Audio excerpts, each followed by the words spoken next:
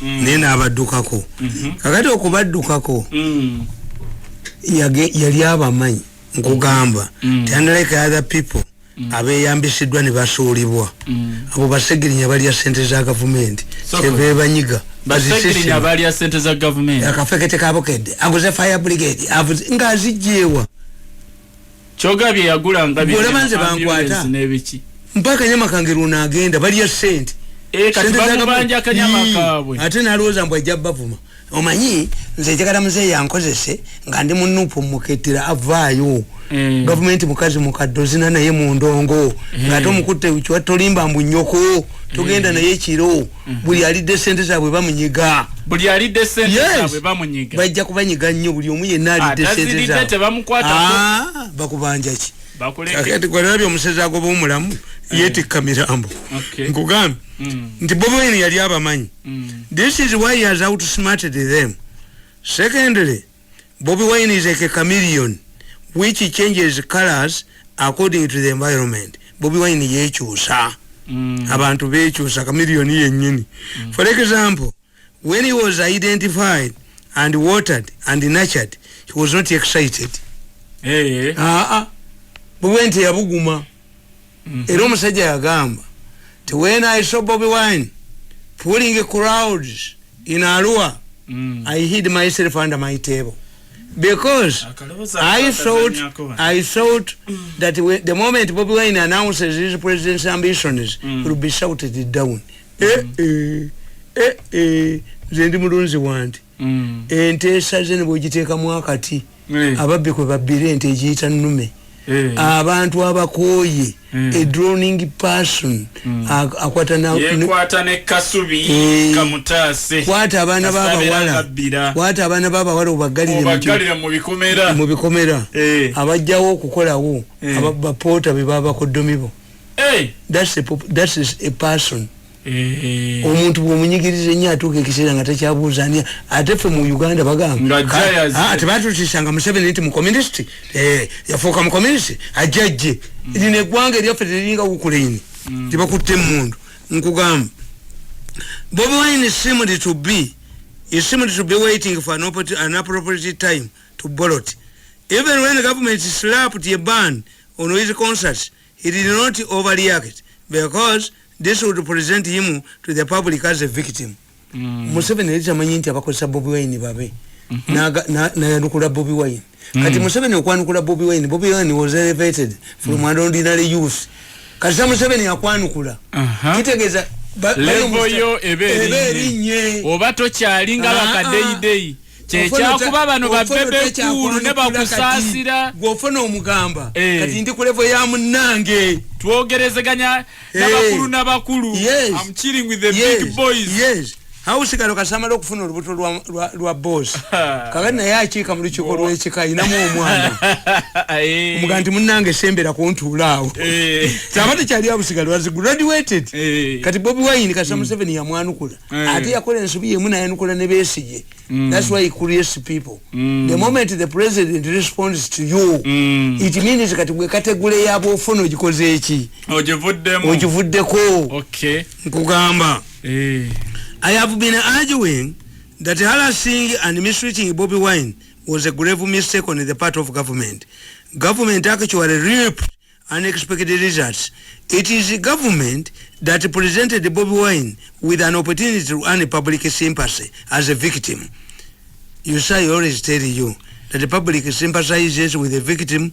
Bakalo omwana bamugalidde galaazi ze ng'ensi temanyi ate Bobi Wine gala bazigala Museveni yagalanga galaazi nga Bobi Wine bamuwa ssente gurupu eri mu State House ate eyamuleeta gwalaba agugumuka ate baakusaasira abajja ne bawagira babakuba bucupa gwawulireko mayinja nga ali excited n'ekivulu kusaasira big eye bekulu babakubanga bucupa. Yes kakati oyo omwana ne bwagamba olwaleero tingenda kulambula abampa obululu akola sente zatayina mukuba tiya gasi n'abalemerawo bebaffe myaka 8 tutoba n'abantu sisobola kukkiriza kubeera tessa kozi sikkiriza kuteeka kamina munteeke mbikoyi no nawe ina characteristics ngeza oba nfanfe yes nkugamba It is a government. Government yali efirwa.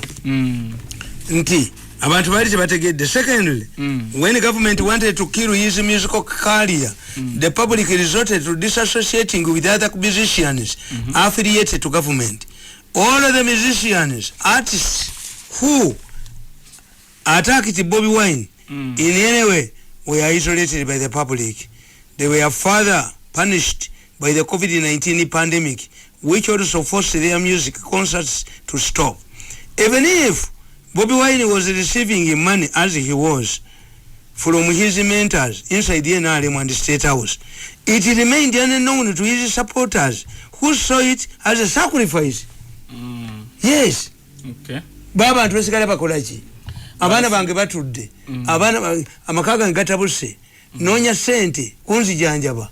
Kakati ngoloza nti wanudde kyovula nalingi esibye mutiri ekyankwanzi. Ku kitebe kyabwe ekyobujozi kuba sinzira okujoga abana babanabwe ababakoledde. Bagatuukeyo nti akasajja kaabise. Sinza kwata ku sente zakutteko. Traditionally yange temukiza kwa guno mutego bajjajja abo bokiririza mte bayinza kukiriza narration nakalema abo nate tutula mu rumwe muku sample wemu one of us dies. Okay, chobola sente ziyamba nazigana. Yes, the sente zirike ijugolion no okukuva kufuse mutego. Tekinesonga abanyankole bekweka nyuma tekinesonga mu baganda kinesonga why it doesn't have a reason. Tekinesonga mu baganda kinesonga munjo yingira jukira chiwankola. Okay. Bobby Wine must have known that sharp division in the mafia fellowship yali ajimanyi. Tawuli doye bwaganti banetwe gatte. Bobby Wine yali amanyi nti waliwo obutakwatagana mu ba mafia. State House ya Museveni divided. Yali achimanyi nti this crack eva mu kikuba yali abamanyi. Fellowship waliwo ekibene kyababbi bakiyita fellowship kyekitudde okulonda. He agreed. Yes, kibene kyababbi Museveni tekirimu. Eyo think tank ya Museveni yabagamba mu focus think tank ne bagana babbi bobbi banyaga buli wamu kyobola obugagga bubalemeredde. Yes, abanyuba omwenge bakimanyi bagenda bakugamba nti omukolo guno ogwemba gagenda kumala sawa 2 zokka. Kakati omuntu nadde ekipaza bia nazikweka mu magulu bamugamba fuluma nga nekipa toyina tewali afulumya tanywa. Kati obugagga bubatulidde. Why? You did not share with anybody. When a dog sees that his master has been grabbed by a leopard, eduka budus. When a master, a hunter, sees that the dog has been grabbed by a python, he runs. This is a situation. Tubayambechi. It is a personal initiative of Wagira Muhoz. A personal initiative. Yes, but never fool. Abalala bafu. Tolaba yo mulala yena mu government ye. Aliwa. Anti wuno Bobby Wine mukubira. Wangambye twaliyo n'abalala. Mawanuka. Kati nkubulya Bobby Wine. Mawakola ki? Mawanuka. Nawe. Anuka toilet yama. Kati nkugamba. Bobby Wine must have known that the subdivision in the mafia following fellowship. He agreed to play the role of a kingmaker rather than being a king himself. This humanness worked well. For those who harbor presidential ambitions like Museveni's son-in-law, Odweke Rwabogo, did not realize at this time that Bobby Wine is threatening the presidential bid. Mu kiseera ekyo nga Bobby Wine ng'atandika baali balowooza nti agenda yukobaaka ku byemiziki byo nga ono Rwabogo amulabanga feeriya ehuligani okutuusa kano leka agendayo n'entu yaako ekyakatwalayo kaali kategedde nti Bobby Wine asobola okuwangula kakuuma obugagga bwako kabayita balusula Andrew Mwenda bano kabayita balusula bwe yagendayo nti ayagala bwa president bwa Nuupu kaali kakuuma obugagga bwako nga kategedde kiyise ne kadduka nakalebye mu meeting nga kagambye you man when the president left he left a directive to arrest you. Do you know Mirundi has been given modern equipment to monitor you. 17 of your people have been arrested. Remember where is a message? Don't treat that man seriously. He's a double dealer. Mwenda namuwereza nabawereza chairman nabaganti banegwe ye in trouble. The man is inside our room bakatulire nakwezi biri banonya musika kati nno Museveni abayiso banonya musika Museveni abayiso olwaleero ndabya agamba munne nti why omusajja twagiyitanga ugundi military mood. Sadly, Bobby did not build his political career on money. Many of his supporters do not understand that Bobby Wine is a rich man. This is a sharp contrast with Lwaboko, who believes that money is the gateway to the presidency. If money can do everything in one's career, how come that the former Nigerian president Obasanjo, Olusegun Obasanjo, failed to get a third term, while President Museveni, who does not have such resources, managed to change the term limits? Also, Obasanjo's former vice president, in spite of his stinking wealth, yamweregamu yali mukwano gwa Bukenya nnyo Atiku Abubeka ekisanja kya mulema Obasanjo n'aleeta a little known Yaradua esikiri namuyisaawo. That's what I tell you. Anybody wants to get power in this country must talk to Museveni. buli ayagala obukulembeze kati ono omuntu takyasobola kufuga ggwanga is stubborn to Museveni. Yakamuteka under house arrest twice. Neta sobola fuga wo. Gati ngayitawa. Lwabwoga ayitawa. He's not a likable man. Tasobola tena wayita Lwabwoga. Ngakiyise mu parliament ababaka be balonda. Abaka babawa ebisero. Tubakuba emiggo. Ebisero bya sente. Bakigezeeko tukizinde. Ababaka. Aye tujja bakubiramu emiggo abambala kiragala bakube. Bajja kufulumanga ba. Mumanye ekiri mu ggwanga mu ekyefu. Obesiga ababaka. Parliament. Nkubulidde bagiyite. Bajja kuvaamu nga bali ku stretcher. Abambala kiragala. Abambala kiragala bakwate emaji beti ya gasi nga dduma. Temuli afulumamu. Parliament temuli afulumamu kiteese nze mbabulya mu informed. Baba kwate abambala kiragala baba kwate ne bakube emigo ne baba kwata no bakwata. Speaker afuluma amagulu akali mugundi. You try it. Yeah? Try it, I'm telling you. Me am to Nenga chechi cookingibwa. Tuyina Lwabwoga ajja kudduka buddusi wano. Ate tebayiriye baddukira omusango gwa ogani gwaba kutte mbagambe. No speaker should contemplate that one because the country belongs to its people. Abachira kola bajja bazinda biramu emigo mujja kufulumya mirambo. Nenga abeni alembe bachivuga bano. Olabo bwanupu babakanga nebo bakadaga nadduka. Mujirinde. Let the parliament contemplate the amending this gundi. Alijiberamu awe job bazika. Musime kabuliza mmwe. The country belongs to its people. I'm telling you. Nita bachigozi kubali sente. Parliament ya wano. Zesiji wakanira Tamale. Nkubuza. When a drunkard woman stripped herself naked before drunkard men is raped. If a mad woman strips herself and walks in the streets thinking that because she stinks men cannot rape her, she is raped by fellow drunkards, very mad men. Eno parliament munaku biri ya kuselesa ininga emikono nga bibiri mwemeka mu kugoba zake gyosubira kitesebola kubasibika bombi akiyitawo wali koma. Gentlemen, ladies and gentlemen, sit down. Kaki emboke evuge emboke abali fuluma. Don't contemplate it, I'm telling you. Tugende maso. Tewali ejja kufuluma mu parliament. Tugende maso Tamale. Kwa awe bali bazika kabuliza mwezi jokubera prepare cemetery there. Mbabulidde bamuzanyi. Goloza bano bamanyi gwemba kwata. Obanjogera bano bengo abala siba kwata siba manyi. Ekiri mu gwanga goloza kimba lwakimba wako ludda lumu. Kiri mu gwanga. Tuletera side yewe. Ebyuma abantu baga tuletera ko side gwe jokuba. Ne waliyo ne side endala ezirwaniraho obusika zoto zinyegako. Sadire. Bobby did not build his political career on money nchimazi. Therefore, yajizimbira ku sente. Bobby's strategy was correct. Since his bid for presidency was built on public trust and not money, even when the mafia has tried to squeeze his balls, he did not yield to pressure. Bobby Wine is also like a man. Politics, war, and soccer are determined by luck. How can one explain his survival, especially when he is not a product of any political party and has never worked in government? Unlike Dr. Kizza Besigye, who relied on elements in government, religious groups and civil society and Mengo. Bobby Wine, on the other hand, has been underestimated.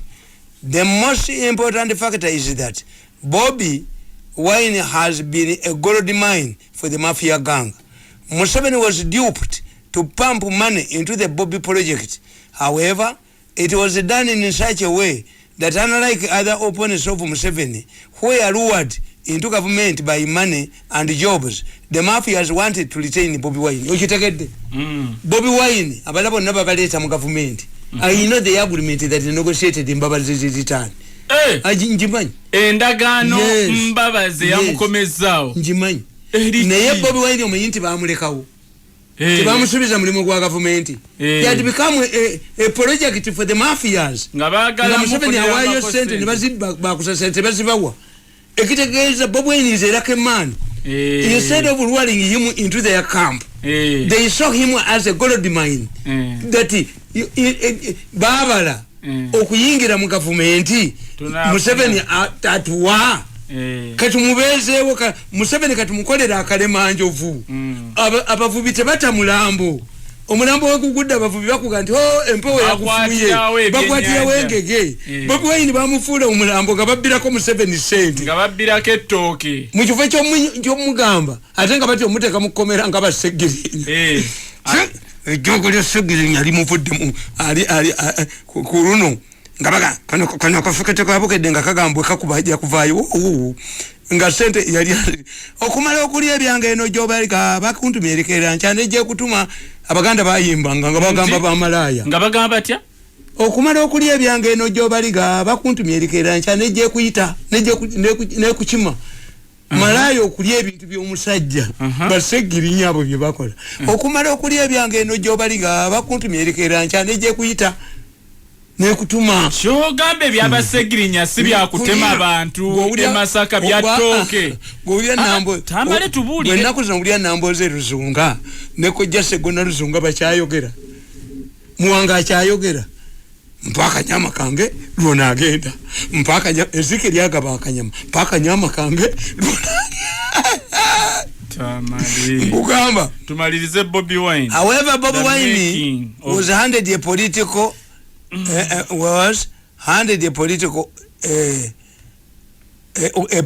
political party, which interestingly was registered by NRM for propaganda purposes. The registration was under the control of Ruhana Rugunda and Amanya Mushiga. The process of registering a political party is not easy. This is how Bobby Wine took a shortcut. Bobby managed to jump over the hurdles, including court battles, to nullify his leadership in the new party. Bobby also outsmarted Nobati Mao of the Democratic Party, which had presented the DP bloc. How could Bobby Wine be sure that he would clinch the president of the Democratic Party? Baso kamute ma Democratic Party. Bobby Wine ranga me. Bobby Wine ranga me in the morning. My brother. Hey. Ekyo tukiyiseko konze chichi wange ekiro muntu yankubira simu neroza Bobby Wine nemuteka mu byuma byange voice no phone yes yembulira waliwe yanzibye naye munonya tasobola kuddoka waliwe yakubye nawe bakupeza nze siteyanzibye tugende maso nabadde middleman wakutudde asobola kubeera n'ebizibu bwe tebakuwadde okonjawulo yo kituufu kakati obadde kyatubuza Bobby Wine nakubira essimu nti my brother mfunye ekibiina nkikoze mu bwangu kubanga babadde bajja kikwata muka congratulations yakikola mu ngeri ya Robert Doba style nampeerezako ne sente za Seggwanga n'ogirya okulyako ku Seggwanga nga ate bana abasajja bamafiya nabasalira amagezi abaana bange ne bagenda wa Bobby Wine bagenda kuntabula ne Museveni ne bigenda ne bigamba your son has crossed the red line ali wa Bobby Wine Museveni nabagamba oli mumanyi kyakola nze nkimanyi tayinza genda wa Bobby Wine omukazi yagenda mu DP ne muleka nabo ne mbalekayo notandika kuyimba bayina kye bankwatako Tamale tubuze eddakiika 3 nkugamba tumalirize tumbe Bobi Wine yensonga lwaki yabagoba bali bagala kumuzimbira ku DP mawo ngenda babuulya ku lwomukaaga mawo bali bamwenda kodda yawummuka ne bwana akola atya nkubulya mawo bamuwummula. This is why he rejected all efforts to join a joint nadamu n'abakuba. Bobi Wine refused a joint candidate for the opposition. He was fearful of betrayal. He isolated the people like a chameleon, Mabiche and Mukaku, which enabled him to tighten his group on his party. Even when Ronald Manja tried to return on a spying mission, Bobby detected him and isolated him. There is a message kusimu ya Mayinja nti kusimu ya Bobi Wine Mayinja is coming as a spy. Mayinja agenda okuddayo nga Bobi Wine yategedde dda namuga nkulekedde bantu kuba Mayinja yagamba nti nno asonyiibwe ko Bobi Wine abantu bajja okusonyiibwa. Mayinja okugenda Bobi Wine bali bamaze omubuulira nti Mayinja ajja nenkugamba Bobi Wine also outsmarted General Henry Tumukunde. Tumukunde has been harboring presidential ambition since 2001, but he doesn't enjoy the same support as Bobby. Unlike Tumukunde, who served in key positions in the government, Bobby is seen as a liberator. I've always urged that any person who waits to be sacked does not go with the political crowd, because if he had not been sacked, he would have been in the government today. To avoid such a politicians need to borrow before they are sacked or maligned over unpopular government policies. However, when a minister is sacked in a reshuffle, in the eyes of the public, he becomes guilty as not remain in the government. Luaboga fiwalinga bino bi human rights byani. Do you know that if Luaboga borrows now, Naganta cannot continue being part of a special advisor. If Luaboga today is a smart guy, Nagama and government is food them. Record the human rights stinks. I'm a member of this family, but I've disagreed. Omanyanti afuna a better political matter. Never worries about mafia. Never going to treat it mumuleke. I get to prepare the public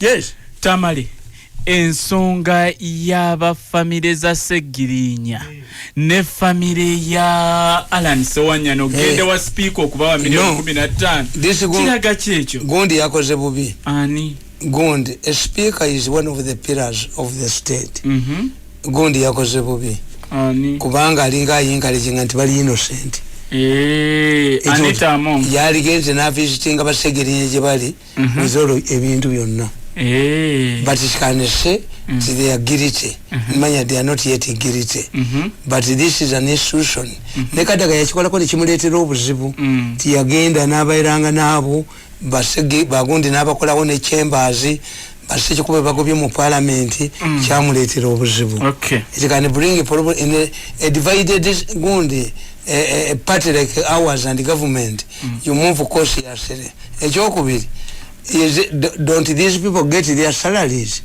omusala gugende ku account ya family tesobola ku access yes why nati kyekyo they should get their salaries what the speaker can do is to enable them to get their salaries but not to contribute money kakati kitegeeza what about buli mbaka parliament lwanakola omusango speaker namuyitanga namuwa sente nante kyekibuuzo kyembadde nkuleetera blunder that was a blunder muyabo mikwano janga akasembayo mikwano janga naye olumu tebambuulira bantya akasembayo olutalo lwa Ukraine ne Russia abantu bakasinga USA yingirawo egenda fuuka World War III. You are not going to see those Europeans intervening in Ukraine. Bogera sanctions. But I can predict it. Putin will end up in Hague. Putin will be hanged by his people like Hitler. I'm telling you. Those bazungu, ababazungu, basanya Soviet Union. 70 years. What about the Russian Federation? Putin itasobola kola bintu ebyo population tajina sanctions ewabo mbibuga bagenda kwedima and is in old age yali kwa KGB naina chi abazungu togenda kulala bakonga bayiye maje Ukraine but What is surprising, in East Africa, there's only one country that has condemned Kenya. Kenya. Why? We have the territorial, historical, territorial claims. Uganda was bigger than Kenya. Batusalako ekitundu ekya Eastern ekyo kyonna. We are fighting over Mijingo.